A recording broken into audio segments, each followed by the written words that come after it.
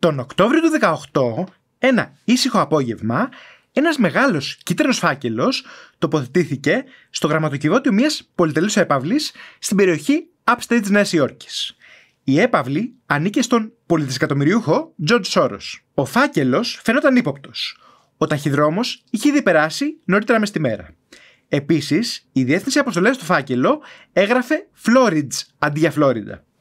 Κλήθηκε η αστυνομία και σύντομα κατέφτασε και το FBI. Ο φάκελος περιείχε μια φωτογραφία του Σόρος διαγραμμένη με ένα κόκκινο χ. Μαζί έναν πλαστικό σωλήνα 15 εκατοστών, ένα μικρό ρολόι, μία μπαταρία, καλώδια και μία μαύρη σκόνη. Λίγες ημέρες αργότερα συνελήφθηκε το περιστατικό ο Σίρ Σέιοκ, ένας 56χρονος κάτοικος της Φλόριντα. Ο Σόρος δεν ήταν ο μόνος παραλήπτης των φακέλων του Σέιοκ. Είχε παραδώσει πάνω από μία ντουζίνα παρόμοια πακέτα σε επιφανή μέλη του Δημοκρατικού Κόμματος. Ανάμεσά τους ο πρώην πρόεδρος Μπαράκ Ομπάμα και η Χίλαρη Κλίντον. Κανένας από τους μηχανισμούς δεν εξεράγει. Ο Λουίτζι Μάρα, ένας πρώην συνάδελφός του, είπε πως ο Σέιοκ παρέδιδε πίτσες σε ένα βαν γεμάτο αυτοκόλλητα υπέρ του Τραμπ.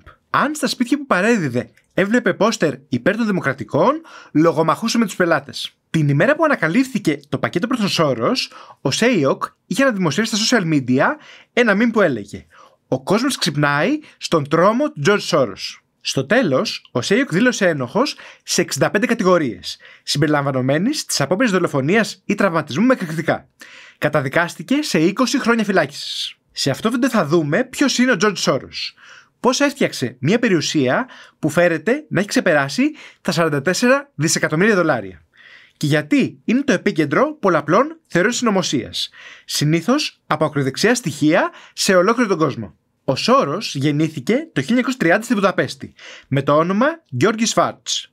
Η οικογένειά του ήταν εβραϊκής καταγωγής και ευκατάστατη. Ο πατέρας του, Τίβανταρ, ήταν δικηγόρος και συγγραφέας.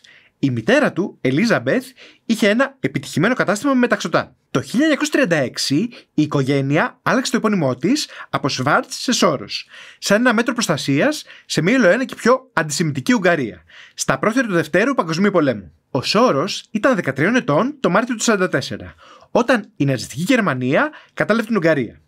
Οι Ναζί απαγόρευσαν στα παιδιά Εβραίων να πηγαίνουν στο σχολείο. Απέτησαν να παρουσιαστούν στο Judenrat, το Εβραϊκό Συμβούλιο. Ο Σόρος αναφέρει πως εκεί του έδωσαν κάποια χαρτιά να παραδώσει σε διάφορα άτομα στην πόλη. Εκείνος τα έδειξε στον πατέρα του. Ο Τίβανταρ αναγνώρισε πως ήταν μια λίστα με Εβραίους δικηγόρους στην Ουγγαρία. Είπε στο γιο του να τα παραδώσεις και να πει στους ανθρώπους πως αν παρουσιαστούν θα απελαθούν. Δεν είναι βέβαιο αν γνώριζε πως θα κατέληγαν σε θαλάμους αερίων. Η οικογένεια Σόρος κατέληξε να αγοράσει χαρτιά που έλεγαν πως είναι χριστιανοί. Ο Τίβανταρ δεν έσωσε μόνο την οικογένειά του, αλλά και πολλούς άλλους Εβραίους της Ουγγαρίας. Ο Σόρος αργότερα έγραψε πως το 1944 ήταν η πιο ευτυχισμένη χρονιά της ζωής του, επειδή διαπίστωσε τον ηρωισμό του πατέρα του. Το 1945 ο Σόρος επιβίωσε τις πολιορκίες της Βουδαπέστης, όπου γερμανικές και ρωσικές δυνάμεις πολεμούσαν στις γειτονιές. Σύντομα μετά το τέλος του πολέμου, στα 17 του, ο Σόρος έφυγε το Παρίσι, πριν τελικά μετακομίσει στην Αγγλία. Εκεί ξεκίνησε τις σπουδές του στο London School of Economics. Παράλληλα με τις σπουδές του, εργαζόταν ως αχθοφόρος στους σιδηροδρόμους και ως σερβιτόρος. Ο Σόρος πήρε ένα Bachelor of Science στη Φιλοσοφία το 1951 και ένα Master of Science στη Φιλοσοφία το 1954 από το London School of Economics. Μετά την αποφοίτησή του, ήθελε να ακολουθήσει ακαδημαϊκή καριέρα. Όμως η βαθμή του δεν ήταν αρκετά υψηλή. Για ένα διάστημα έκανε δουλειές του ποδαριού. Ανάμεσα σε αυτές ήταν πολιτή σουβενίρ σε τουριστικά καταστήματα παραθαλάσσιων περιοχών. Συνειδητοποίησε πως αυτό δεν ήταν κάτι που του ταιρίαζε. Αποφάσισε να γράψει σε κάθε διευθύνοντα σύμβουλο κάθε εμπορικής τράπεζας του Λονδίνου. Έλαβε μόνο μία ή δύο απαντήσεις. Τελικά όμως το 1954 κατάφερε να πιάσει δουλειά στην εμπορική τράπεζα Singer and Friedlander του Λονδίνου. Ξεκίνησε να εργάζεται ως κλητήρας. Αργότερα μεταφέρθηκε στο τμήμα του αρμπιτράζ. Στα οικονομικά, το αρμπιτράζ είναι η διαδικασία που εκμεταλλεύεται τη διαφορά τιμών σε δύο ή περισσότερες αγορές για διαδοχικές αγοραπολισίες που θα οδηγήσουν σε κέρδος. Ένας συνάδελφος του Σόρος, ο Ρόμπερτ Μάγερ, του πρότεινε να εργαστεί στο χρηματιστηριακό γραφείο του πατέρα του, FM Μάγερ, στη Νέα Υόρκη. Το 1956 ο Σόρος μετακόμισε στη Νέα Υόρκη, όπου εργάστηκε στον τομέα του αρμπιτράζ για την FM Μάγερ. Είχε εξειδικευθεί σε ευρωπαϊκές μετοχές. Αν ενδιαφέρεσαι να επενδύσεις και εσύ σε μετοχές και όχι μόνο στα μεγαλύτερα αμερικανικά, ευρωπαϊκά και ασιατικά χρηματιστήρια, μπορείς να το κάνεις με έναν δωρεάν λογαριασμό στη Freedom24. Μάλιστα, μέχρι τις 20 Ιουλίου τρέχει μια περιορισμένη καλοκαιρινή προσφορά, με την οποία μπορείς να κερδίσεις μέχρι και 20 μετοχές αξίας μέχρι και $600 η καθεμία. Για δώρο 3 μετοχές. Κάνε κατάθεση άνω των 5.000 ευρώ με κωδικό Summertime5. Για δώρο 10 μετοχές. Κάνε κατάθεση άνω των 20.000 ευρώ με τους κωδικούς Summertime5 και Summertime20. Για δώρο 20 μετοχές. Κάνε κατάθεση άνω των 50.000 ευρώ με τους κωδικούς Summertime5, Summertime20 και Summertime50. Το 1959 ο Σόρος έφυγε από την F.M. Mayer και πήγε στην Wertheim & Co. Σκόπευε να μείνει εκεί για 5 χρόνια, ώστε να αποταμιεύσει $500,000, πάνω από 5 εκατομμύρια σημερινά χρήματα. Ύστερα θα επέστρεψε στην Αγγλία για να μελετήσει φιλοσοφία. Τελικά όμως δεν έγιναν έτσι τα πράγματα. Από το 1963 μέχρι το 1973 ο Σόρος εργάστηκε ως αντιπρόεδρος στην επενδυτική τράπεζα Arnold & S. Bleichräder. Πλέον όμως ο Σόρος δεν ένιωθε ιδιαίτερο ενθουσιασμό για την εργασία του. Ο νέος αμερικανικός φόρος Interest Equalization Tax είχε μειώσει τη βιωσιμότητα των αγοραπολισιών με Ευρώπη. Το 1966 ο Σόρος ξεκίνησε το fund First Eagle με $100,000 της Arnold & S. Bleichräder σε συνεργασία με τον πρόεδρό της Henry Arnold. Το 1969 ο Σόρος δημιούργησε το hedge fund Double Eagle με $4 εκατομμύρια σε χρήματα επενδυτών που περιλάμβαναν 250.000 από τα δικά του χρήματα. Η έδρα του hedge fund ήταν στο Curaçao, στις Ολλανδικές Αντίλες. Το 1970 ο Σόρος δημιούργησε παράλληλα το Soros Fund Management σε συνεργασία με τον Jim Rogers, με τον οποίο είχαν γνωριστεί στην Arnold & S. Bleichräder. Το 1973 το Double Eagle διαχειριζόταν $12 εκατομμύρια σε κεφάλαια. Ο Σόρος και ο Rogers λάμβαναν επιστροφή από τα δικά τους κεφάλαια και επιπλέον το 20% των συνολικών κέρδων του fund κάθε χρόνο. Όμως, λόγω αντικρουόμενων συμφερόντων, ο Σόρος δεν είχε ευελιξία στο να διαχειρίζεται και τα δύο funds όπως ήθελε. Παραιτήθηκε λοιπόν από τη διοίκηση του Double Eagle. Αργότερα, το Soros Fund Management έγινε ο πρωταρχικός σύμβουλος για το Quantum Group of Funds. Ήταν μια οικογένεια από funds που δραστηριοποιούνταν σε διεθνείς επενδύσεις. Μέχρι το 1981, το Soros Fund Management διαχειριζόταν συνολικά $400 εκατομμύρια. Εκείνη τη χρονιά όμως είχε απώλειες 22%, που οδήγησε πολλούς επενδυτές στο να τραβήξουν τα χρήματά τους. Τα κεφάλαια του fund μειώθηκαν στα 200 δισεκατομμύρια. Όπως και να έχει, στα επόμενα χρόνια αναδείχθηκε ως ένα από τα πιο επιτυχημένα hedge funds στην ιστορία.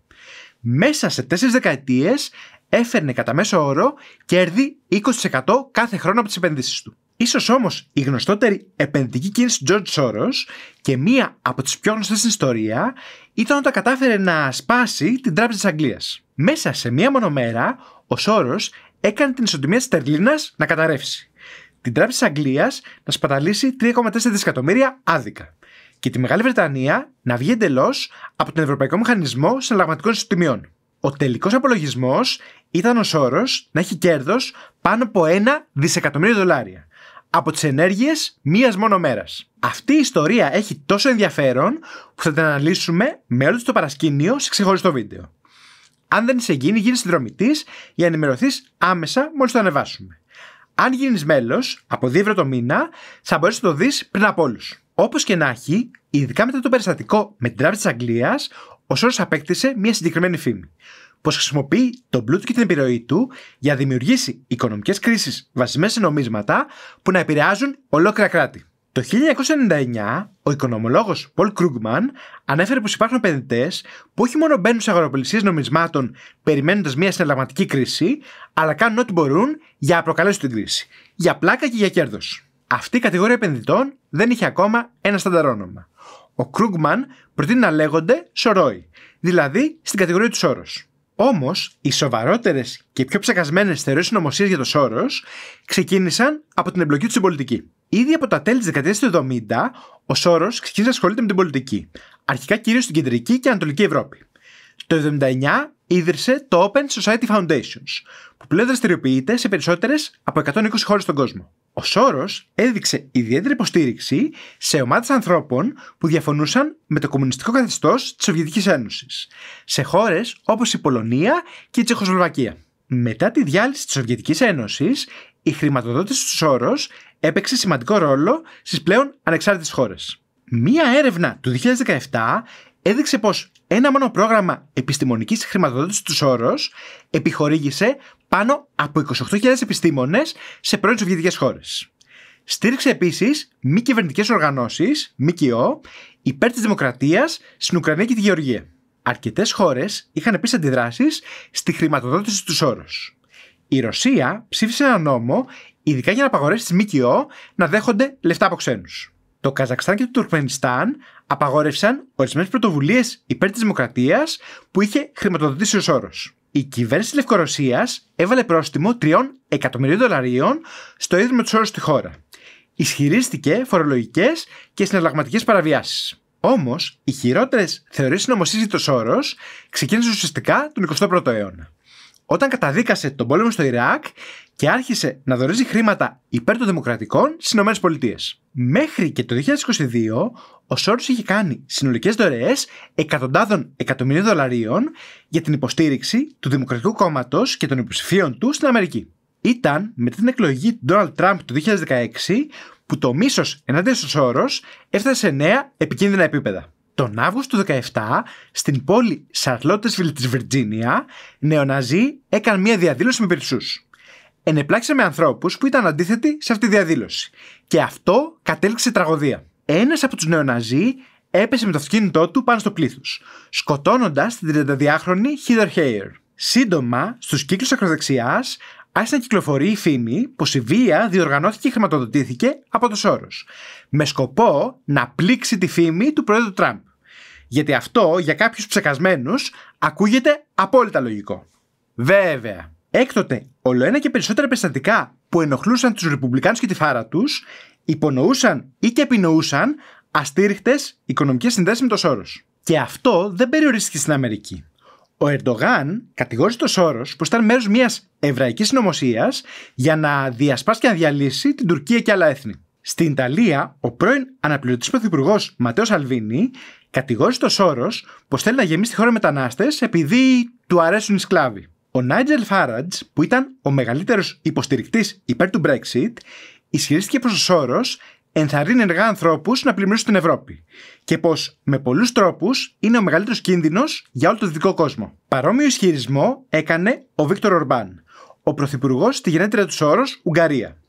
Πως ο Σόρος έχει ένα μυστικό σχέδιο να γεμίσει την Ουγγαρία μετανάστες και να καταστρέψει το έθνος τους. Μάλιστα, η δαιμονοποίηση του Σόρος φαίνεται να ήταν ένας από τους παράγοντες που βοήθησε το κόμμα του Ορμπάν να γίνει κυβέρνηση εξ αρχής. Συνολικά, η εβραϊκή του καταγωγή, ο πλούτος του και οι εκτεταμένες δωρεές του προς πολιτικούς σκοπούς έχουν κάνει τον Σόρος το νούμερο ένα στόχο θεωρίας συνωμοσίας. Ειδικά από γκρουπ που έχουν έντονο το στοιχείο του αντισεμιτισμού, της Ισλαμοφοβίας και της ξενοφοβίας όσον αφορά τους μετανάστες. Επίσης, έχουν συνδέσει το Σόρος με άλλους στόχους συνωμοσίας, όπως τους Rothschilds, τη Μασονία και τους μυθικούς Ιλουμινάτι. Όπως και να έχει, ο Σόρος φέρεται να έχει δωρήσει συνολικά πάνω από 32 δισεκατομμύρια δολάρια σε φιλανθρωπίες αλλά και στους πολιτικούς σκοπούς που υποστηρίζει, υπέρ της δημοκρατίας σε δεκάδες χώρες στον κόσμο.